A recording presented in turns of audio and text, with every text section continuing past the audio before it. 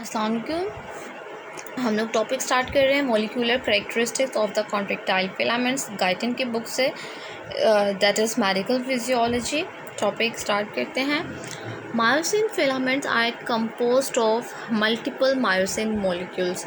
जो फिलामेंट्स होते हैं मायोसिन के, वो बहुत सारे मायोसिन के मॉलिक्यूल्स की कंपोजिशन से एक मायोसिन का फिलामेंट बनता है।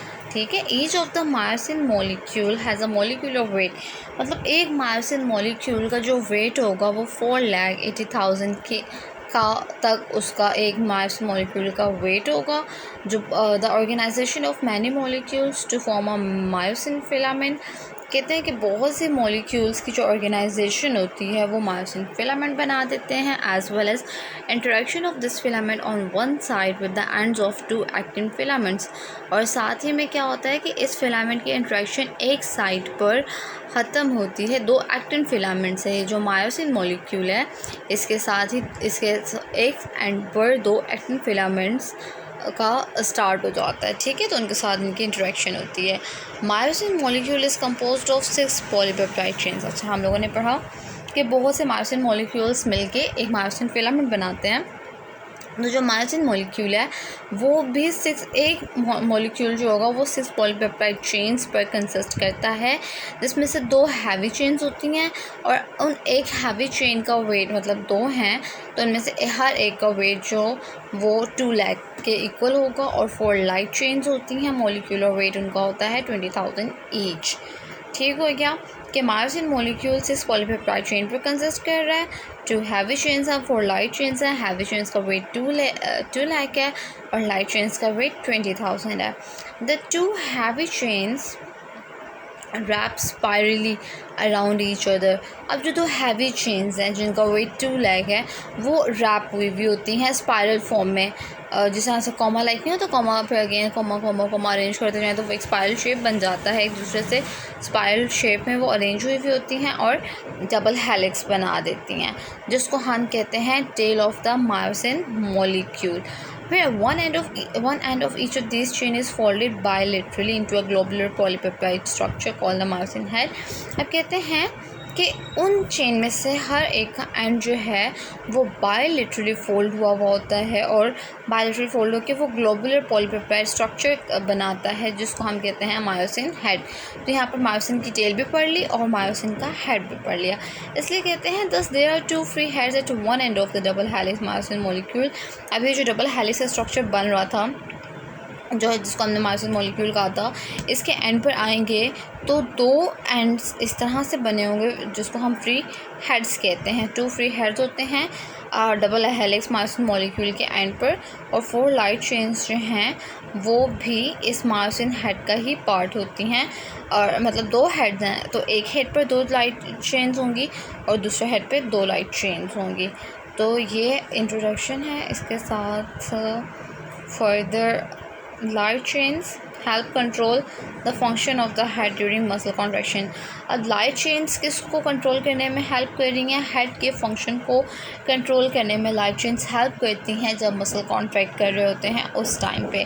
अच्छा, मायोसिन फिलामेंट हमने पढ़ा कि मायोसिन मॉलिक्यूल्स पे कंपोज हुई हुई होती हैं, फिर हमने मायोसिन मॉलिक्यूल को पढ़ लिया। अब हम मायोसिन फिलामेंट को पढ़ते हैं।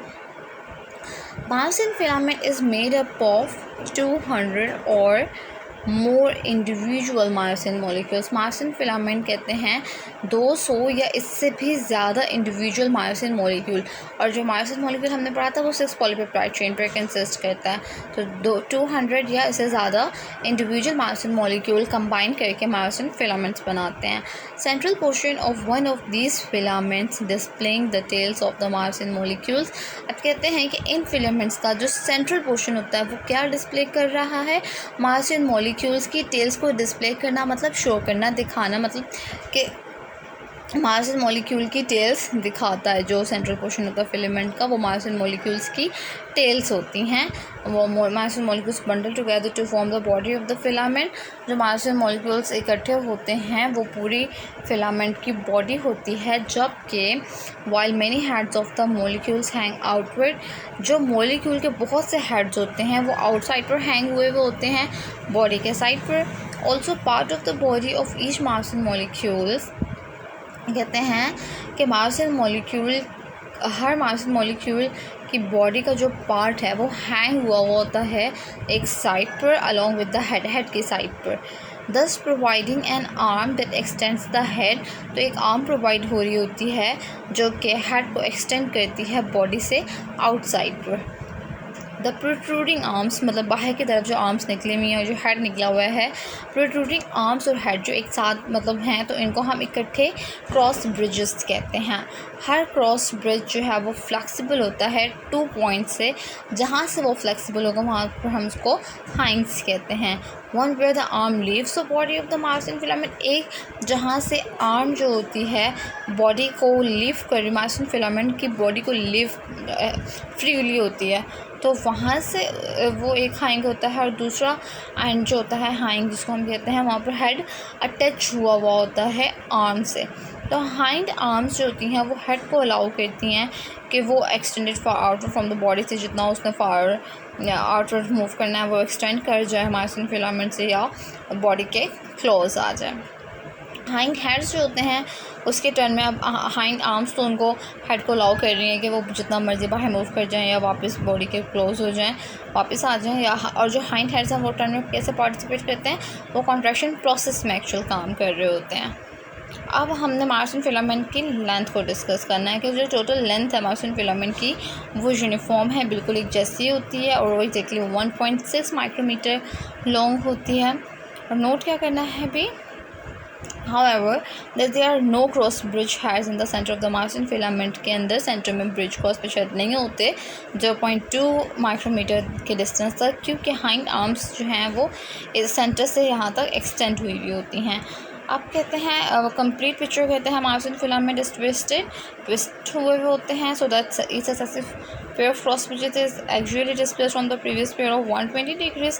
The twisting ensures that the cross bridges extend in around the filament. कहते हैं कि जो ट्विस्टिंग हुई हुई होती हैं ये इंश्योर करती है कि दिलाती है कि जो क्रॉस ब्रिजेस की जो एक्सटेंड है ये सारे डायरेक्शन में है फिलामेंट के।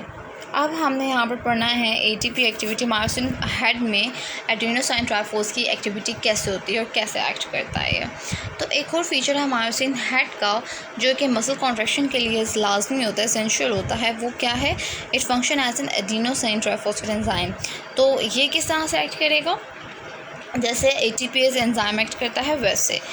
तो as explain later this property, ये जो प्रॉपर्टी है हेड को अलाउ करती है कि वो एटीपी को क्लीव करें और उस एनर्जी को यूज़ करें एटीपीस को डिराइव करें हाई एनर्जी फॉस्फेट बॉन्ड, ताकि वो कॉन्ट्रैक्शन प्रोसेस को एनर्जाइज, क्योंकि कॉन्ट्रैक्शन प्रोसेस के लिए एनर्जी चाहिए होती है और फिर ये मायोसिन हेड जो है वो एटीपी के तौर पर एक्ट करेगा। तो ये हो गया जी adenosine triphosphate activity of the myosin head.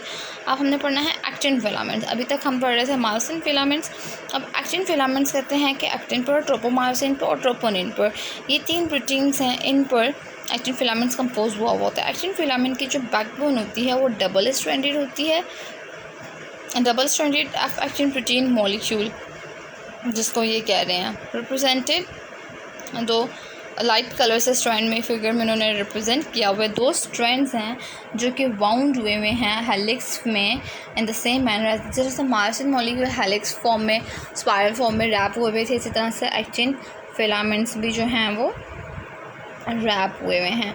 ये है जी एक्टिन, यहाँ पर एफेक्टिन मॉलिक्यूल्स भी दिखा रहे हैं, एक्टिव साइट्स भी हैं, ट्रोपोनिन कॉम्प्लेक्स भी है और ट्रोपोमायोसिन भी है।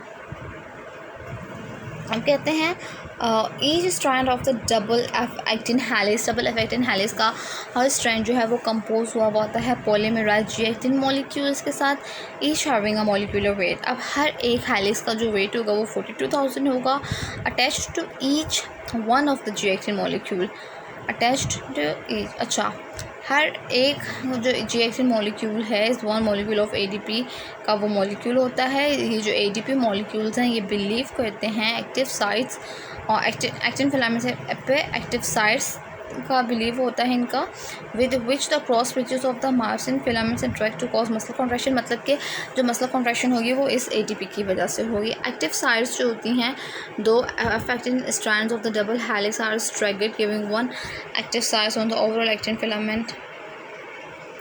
अब ये कहते हैं कि ओवरऑल जो एक्टिन फिलामेंट है वो 2.7 नैनोमीटर तक की होती है। हर एक्टिन फिलामेंट जो है वो 1 माइक्रोमीटर लॉन्ग होता है। एक्टिन फिलामेंट्स की बेसिस इंसर्ट हुई होती हैं स्ट्रॉन्गली ज़ीड डिस्क के अंदर। फिलामेंट्स का एंड जो होता है वो प्रोट्रूड हुआ होता है दोनों डायरेक्शंस में प्रोट्रूड बाहर की तरफ निकला हुआ होता है मायोसिन मॉलिक्यूल्स के दरमियान में। उसके बाद ट्रोपोमायोसिन मॉलिक्यूल आ जाता है। एक्टिन फिलामेंट जो हैं, एक्टिन फिलामेंट ऑल्सो कंटेंस, और मतलब हमने स्टार्ट में पढ़ लिया था कि ट्रोपोमायोसिन, ट्रोपोनिन और एफ एक्टिन पे एक्टिन फिलामेंट कंसिस्ट करता है। तो एक और प्रोटीन है जिसको ट्रोपोमायोसिन कहते हैं। हर मॉलिक्यूल ट्रोपोमायोसिन का मॉलिक्यूलर वेट होता है 70,000 और लेंथ होती है 40 नैनोमीटर्स।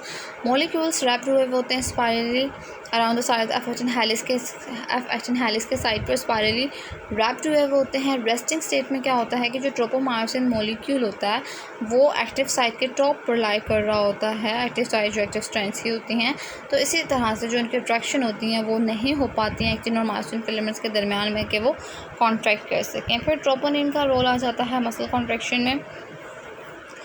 इंटरमिटेंटली के कंटिन्यूसली या सीरियसली वक्त से काम ना होना।